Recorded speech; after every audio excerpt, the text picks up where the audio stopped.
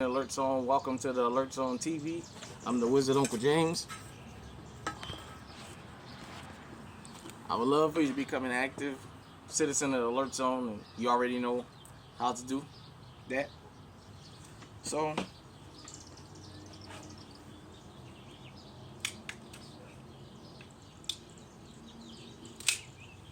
you guys can see, I'm in a safe control environment, YouTube, safe direction. Got my EDC with me, my Walter PK 380, Chamberlain 380. Got the mag in it. You guys know how I roll. Welcome to another episode of Never Again, the docu-series we do here in the Alert Zone. I really love doing this series. I really do. Sometimes it may be off topic about this channel, but it's just things we need to know about. In this episode, we are going to document something that needs to be documented. It's a teaching moment for everybody, worldwide, because this is a worldwide movement. And it's going to be interesting commentary at the end. But let's get into it. So today, we're going to be talking about the 1898 coup that happened in Wilmington, North Carolina. For those of you who don't know, shout out to my North Carolinians, Carolinians, I'm sorry. I had heard about this when I was young and did some research.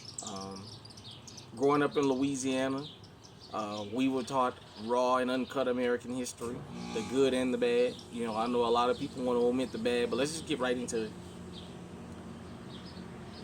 And this is per official website of North Carolina Department of Natural Resources.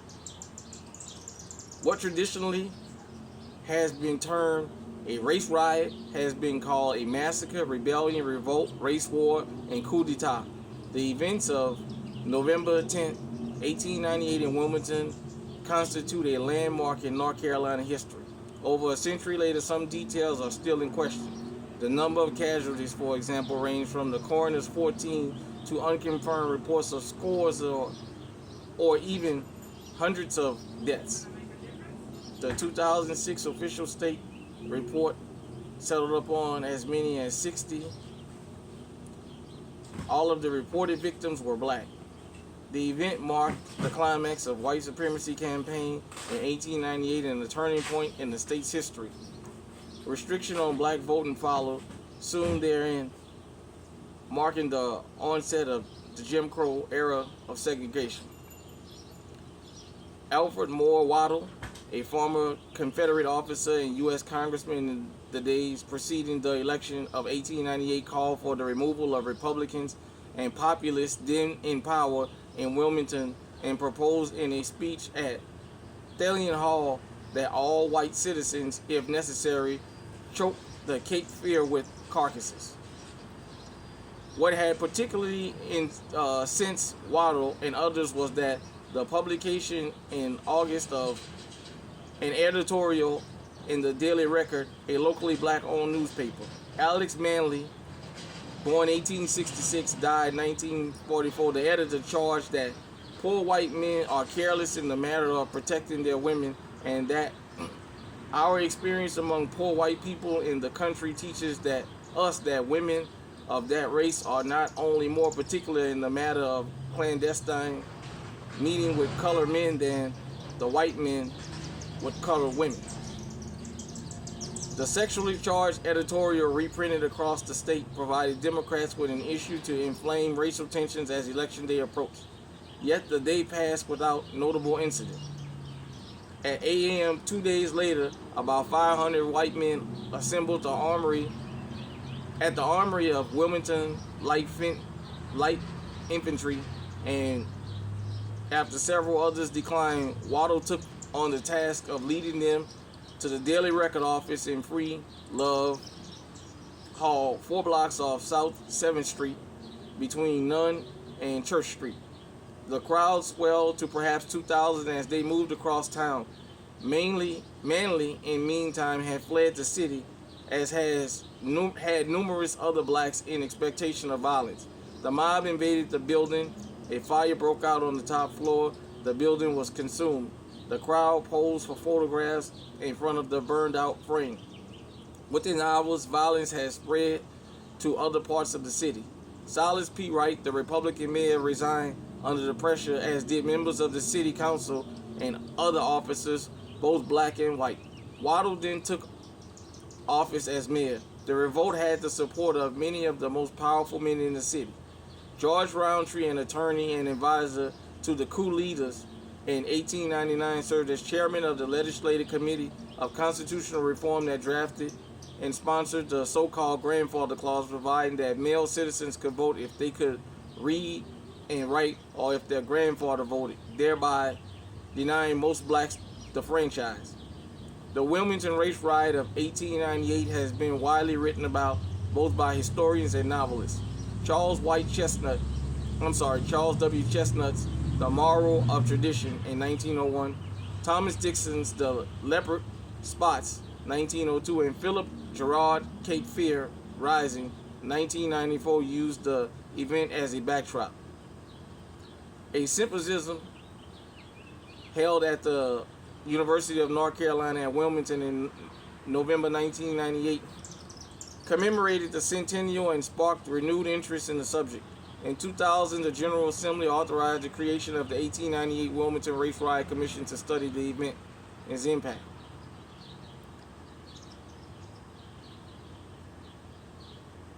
The events of November 10, 1898 in Wilmington were a turning point in North Carolina history. By force, a white mob seized the reins of government in the port city and in so doing destroyed the local black-owned newspaper office and terrorized the African-American community. In the months thereafter, political upheaval resulted across the state and legal restrictions were placed on the rights of blacks to vote. The era of Jim Crow, one of legal segregation not to end until 1960s, had begun.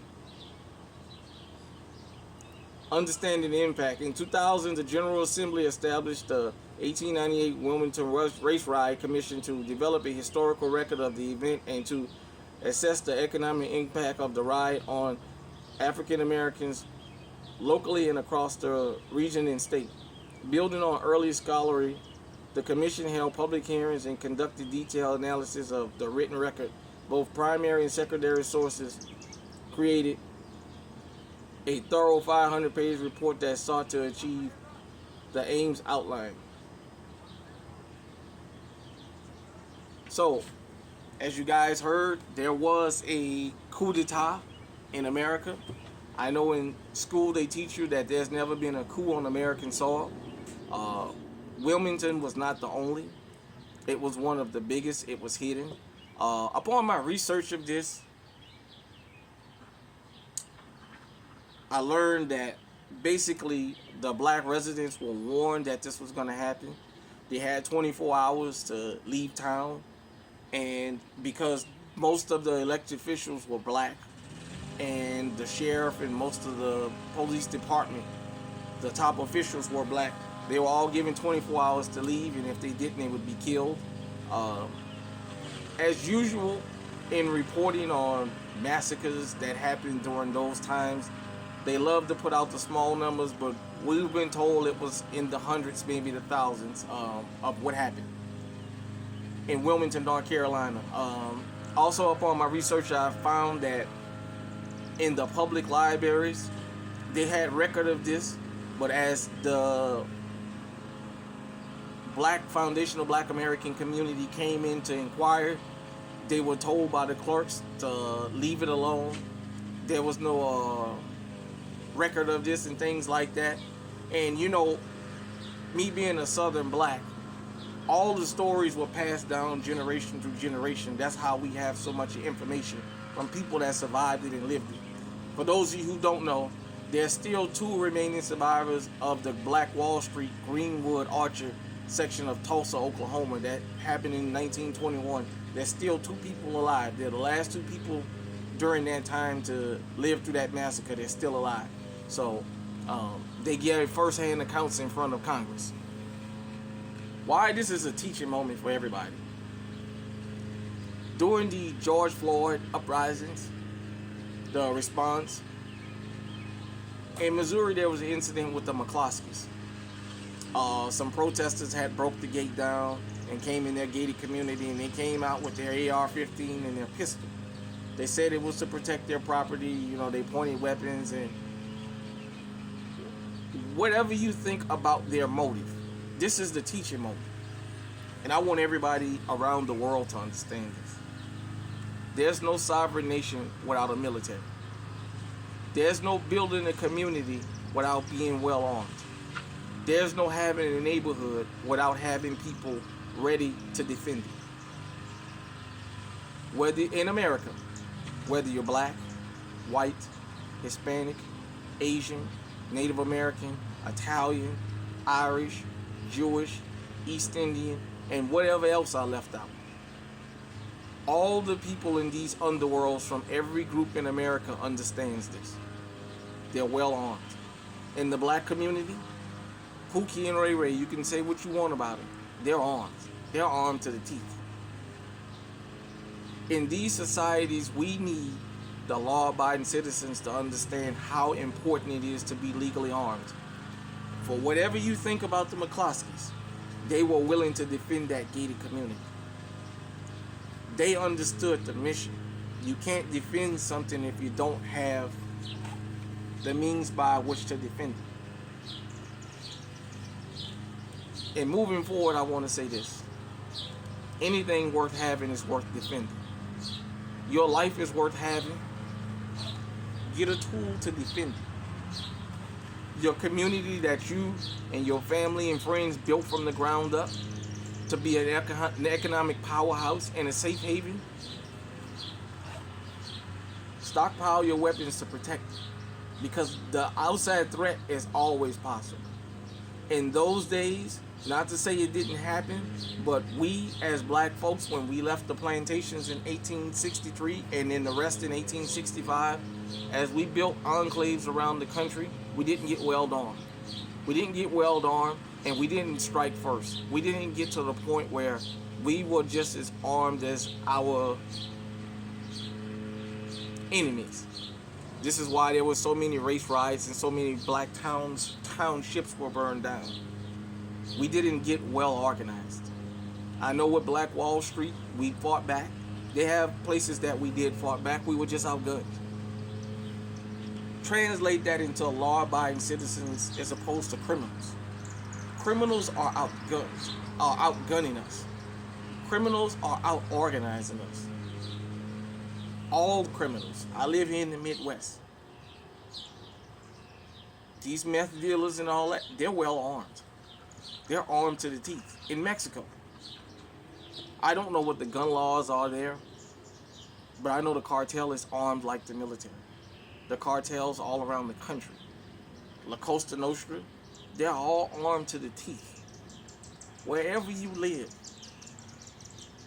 if you're going to build something, you have to make sure you're willing to die to protect it. You surround yourself with like-minded people. You guys get your firearms. You constantly train with your firearms, and you always on alert. There is no such thing in this world as having the worldly dream. Building a safe haven and relaxing. When you build a safe haven, somebody's, always going to come and try and take it. The city of Wilmington tried to hide this particular massacre, this coup d'etat is what it was. Because it was so shameful, and they were so ashamed of their history that they hid this. There's people that grew up in Wilmington that never knew of this. For some of you, this may be your first time ever hearing about it. Besides the internet, there's YouTube, there's books, there's other places you can go and get more detail. But these episodes that we do, to me, are very important because it always leads back to one thing. You have to get armed and be willing to protect yourself and protect what you build. If you build a nation and you don't have an army, you will be overtaken. If you build a city government, you have to have the means to protect it. If you don't, you will be overtaken. Thank you for tuning into this episode of Never Again. I'm the Wizard Uncle James. Hit me in the comment section and let me know. Have you ever heard of this? What do you think about it? And what's your take on the McCloskeys?